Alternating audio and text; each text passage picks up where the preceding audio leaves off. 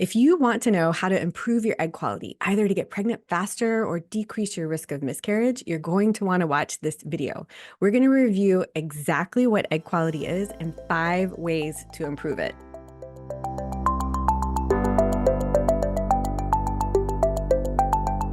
I'm Dr. Lora Shahine. I'm a double board certified OBGYN and reproductive endocrinologist helping people build families for almost 20 years. I love educating. Be sure and subscribe to this channel so you get my weekly videos all about reproductive health. In this video, we're going to be talking all about egg quality. It's certainly a buzzword these days.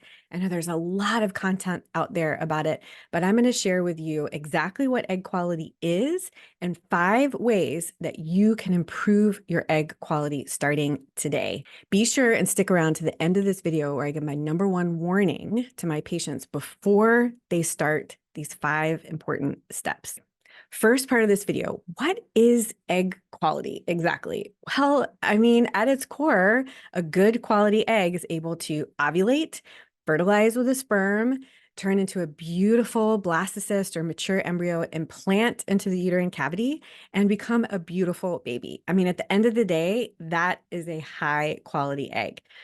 When we're trying to understand egg quality and teach patients, it's hard to narrow it down. There's so many different ways to measure it and think about it, but I think about 3 important ways to talk about egg quality with my patients. #1, somebody who is infertile, who's having multiple miscarriages, we think about egg quality as being one of the factors that could be leading to this struggle for building your family. #2, if my patients are doing IVF, we get a little bit of a window into egg quality because the embryologists are actually seeing the eggs under the microscope.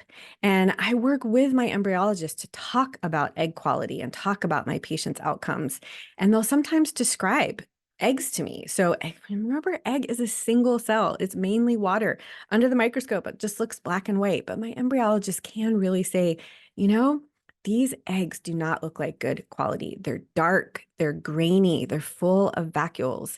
There's certain ways that embryologists can communicate with the doctors to say there might be an egg quality issue here. Other things with IVF is if you're getting poor outcomes, if you're getting fewer eggs than you expect, low fertilization, low blastocyst formation rate, or low number of normal embryos, or just not getting pregnant or having miscarriages, if this whole process, there's poor outcomes that are happening with IVF, we think about egg quality as being one of the factors. There's so many things to think about. And so I'm not saying that if you're having these things, it's absolutely egg quality in your particular case, but it's something to think about. It's something to talk to your doctor about. And finally, #3, we think about ovarian reserve testing as a window into egg quality. Now, this too is absolutely not perfect, but we can do ultrasounds looking at antral follicle count. We can do blood tests looking at cycle day 3 follicle stimulating hormone levels, and then anti-Mullerian hormone levels or AMH levels. And listen, if you have a below average antral follicle count for your age, if you have a below average AMH level for your age, or elevated FSH level, these things can signal poor egg quality. It's not perfect. And there are people with horrible test results that get pregnant without assistance and have a beautiful baby. They're not the end all be all. But when you're talking about egg quality, these are 3 different ways that you can kind of think about it becoming a part of your discussion with your fertility doctor. When you're struggling with infertility, you're having repeated miscarriages, poor outcomes with IVF, or embryologists seeing things under the microscope. And finally, if you have poor ovarian reserve testing. If you have questions about ovarian reserve testing, be sure to watch my video all about fertility testing basics. It's in my playlist under fertility testing here on YouTube, and I hope that information can be helpful. It's a big topic. It is absolutely not perfect, but it's too much to go into this particular video. This is not black and white. It's not perfect, but it can all lead into a discussion and help you ask questions about, is egg quality a factor for me? And what can I do to improve my egg quality? Now, that's the second part of this video. So before I get to these 5 tips, why does egg quality matter? And what is it exactly? Well, I think about it as the functioning of the genes and specifically the functioning of chromosomes. A poor quality egg is not going to be able to do all the genetic changes that it needs to in order to fertilize, turn into a mature embryo, implant, and be a baby. Now, remember, our genes are on stacks of Legos, I often describe it, called chromosomes. They look like X's if I take you back to biology. And in every cell in our body, we have 23 pairs of chromosomes. One copy comes from the egg that we came from, and one copy comes from the sperm that we came from. And eggs are unique in that when we are born, we have all the eggs we're going to have, and they're frozen in a genetic state called meiosis 1. I'm not going to go deep into biology class, I promise, but meiosis 1 is basically where there are two copies of each chromosome, and the eggs are sitting like this. And it's when we ovulate, whether we're 20 or 40, that our eggs have to get rid of half of the copies of the chromosomes in order to fertilize with sperm that give the other copy. And so older eggs make more mistakes. Now, I have a whole video here on age and fertility where I really do a deep dive into this. And I talk about how eggs and sperm are different and how age is such a huge impact on fertility, time to pregnancy, miscarriage risk, and more. So I want you to understand age. I mean, there's so much talk about age and fertility, and it really is the age of the eggs. Of course, there's an age factor for sperm, but it's just not as dramatic. And I really get into it in that age and fertility video. So we keep hearing about age, and it's so frustrating because that's something that you can't change. So this video is to teach you ways that you can improve your egg quality, and you can't turn back the clock. As my friend, Dr. Amy Avazadeh, you probably know her as Dr. Amy, says, we can't Botox our eggs. I have a great review with Dr. Amy on my podcast, the Baby or Bust Fertility Podcast. I will link it in the description below, but she says that in that interview. You can't Botox your eggs. I wish that you could and sort of freeze time. Like you can freeze muscles in your face to decrease wrinkles, but you can't do that with your eggs. That's why people do egg freezing as an option for fertility preservation. Someone's not ready to get pregnant, but they know that the older their eggs get, the fewer of them are able to do all that genetic work that it takes to become a baby. So people will do stimulation, get the eggs out of the body and freeze them so that they can use them later in life when they're actually ready to get pregnant. It's not perfect. There's a lot to think about and goes into thinking about egg freezing, but that's all of this information kind of coming together. Now I have a playlist here all about egg freezing and at least 5 videos going into who should do egg freezing, how to think about it, how to find a clinic, and all of this information. But I'm just trying to tie in the importance of age. So we can't change age as far as egg quality is concerned. But there's a lot of research coming out that with the processing of going through meiosis 1, reading DNA, reading genes, that what we do now as far as impacting the proteins that are around the DNA, the epigenetics, the things that are surrounding the genes and what gets turned on and turned off, things that we do today can actually help our DNA work better. So that's what we're going to talk about in the next part of this video. 5 ways that you can improve your egg quality. Even if you can't turn back the clock and turn back age, there are things that you can do to improve your egg quality. Let's go over them. Tip number 1, limit these toxins: tobacco, alcohol, marijuana. Listen, the message is out about tobacco. Smoking, this includes vaping, will increase poor egg quality risk, increase risk of miscarriage. Smoking is out. A lot of patients give pushback when I talk about marijuana and alcohol. I have full videos here really doing a deep dive into the research. I understand it's a part of relaxing for people. I understand that some people really enjoy it, but alcohol and marijuana should not be a part of our everyday life. And it can absolutely impact our reproductive health, whether it's eggs or sperm. So really thinking about tobacco, alcohol, marijuana, these are things that you could limit at a minimum in order to improve your egg quality. Tip number 2, limit endocrine disruptors. So these are different types of toxins, and they're in our home. I am talking about BPA or bisphenol A, parabens, phthalates, and lots of chemicals that have been made in the last couple decades and are in our everyday products: scents, laundry detergent, beauty products, plastics in our kitchen. A lot of these everyday products, maybe they could be safe with limited exposure, but when you add up all of the things that we're exposed to on an everyday basis, they really can start to impact our overall health and specifically our reproductive health. Limiting processed foods because they're often created using a lot of plastics along the process. Not using a plastic water bottle. Every once in a while, it's okay. I don't want to increase fear around this. I just want to say if you can limit exposure and choose safer products, overall, you're going to decrease your exposure, and that has been shown to improve your reproductive health, including egg quality. I have lots of information here. I have a whole playlist called Lifestyle Optimization for Fertility, and I have videos on phthalates and parabens and ways to eliminate toxins. I'm going to put a link in the description below for my ebook on the 5 ways to get plastic out of your kitchen. I really want to help educate you on ways to limit and decrease exposure. You can't eliminate it completely, but every little thing that you do can truly help tremendously. Tip number 3, manage stress. This is acute stress. This is chronic stress. I know it's tough to hear this because then you stress about stressing. Listen, we are all exposed to stress.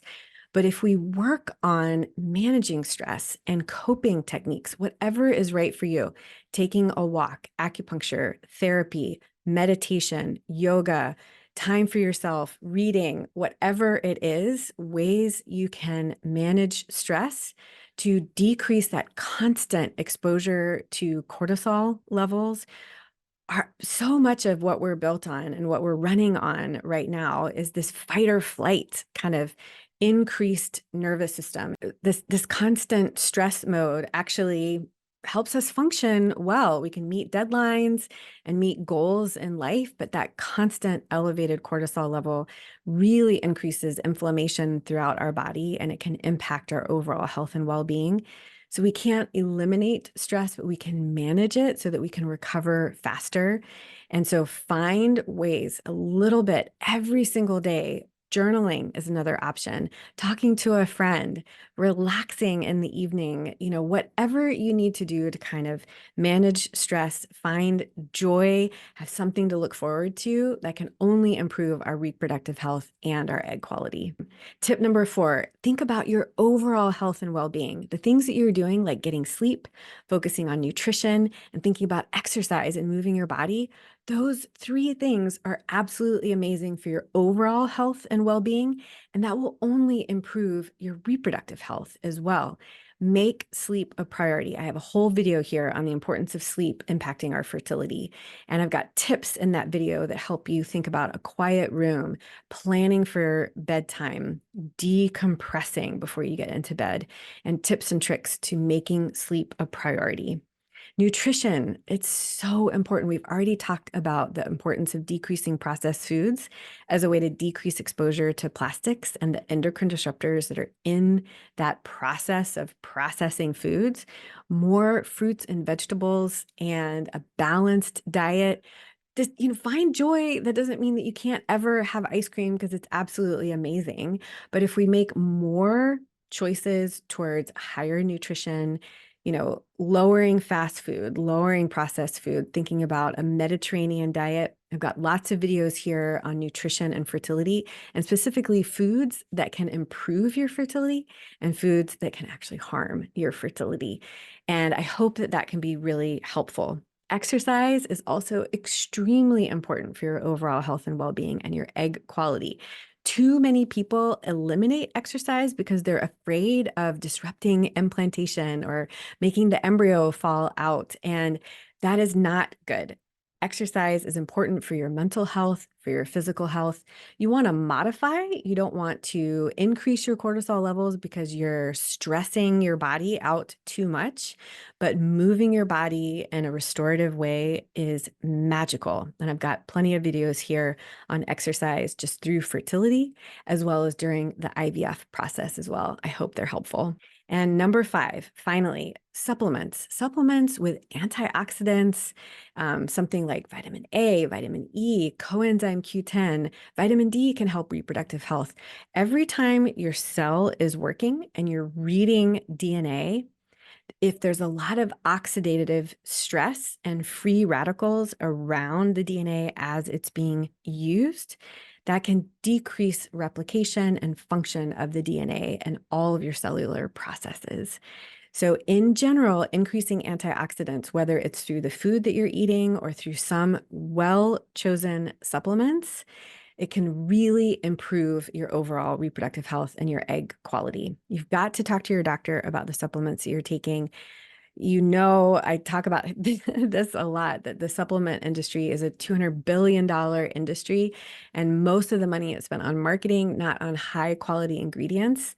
And you don't need to buy the most expensive vitamin or supplement that's out there. You don't need to buy tons of different supplements. I talk to my patients about a really good multivitamin. So if someone's getting pregnant, it's a prenatal vitamin. And if it's the male partner, a multivitamin. And then vitamin D, I think, is essential for, especially for my patients living in the Pacific Northwest. I practice in Seattle, and so many people are vitamin D deficient. And then the only extra antioxidant, which is not in most multivitamins or prenatal vitamins, is coenzyme Q10.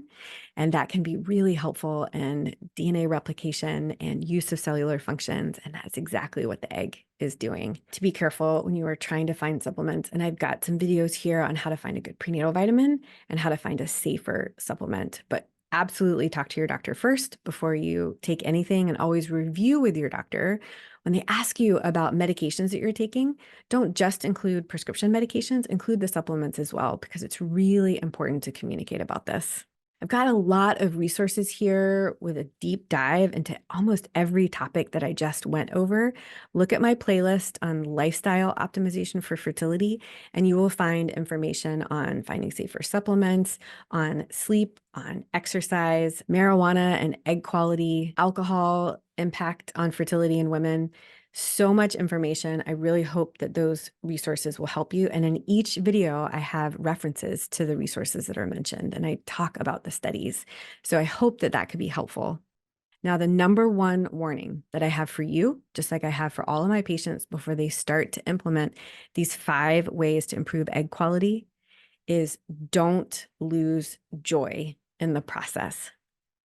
So much of fertility and taking back control of fertility because you feel like you've lost it is elimination. Like, I'll be better, I'll be more fertile if I cut out this and this and this. And it starts to become a spiral. I am on the 80% plan. So if 80% of the time you can focus on nutrition and getting sleep and exercise and taking your supplements and all the things that we talked about, that is perfection. 80% is perfection. You have got to enjoy that ice cream every once in a while. Oh my gosh, if you are going out to celebrate your birthday or a friend's anniversary, you're enjoying a dinner out, have a glass of wine, have a glass of champagne, enjoy your life. These things are not meant to restrict and eliminate and take things out of your life that you enjoy. It's just everything in moderation and making more positive and healthy choices than things that we sometimes enjoy, but we know really aren't very good for us. I truly hope that this video was helpful. It's one of the number one questions that I get: how to improve egg quality. I hope you're taking information away. Look for links in the description for more information, and certainly run through the rest of the videos here on my YouTube channel because I talk about this all the time. Like this video if you learned something, comment with questions that you have. Be sure and subscribe to this channel so you get my weekly video all about reproductive health. And until then, wishing you love, luck, and pineapples.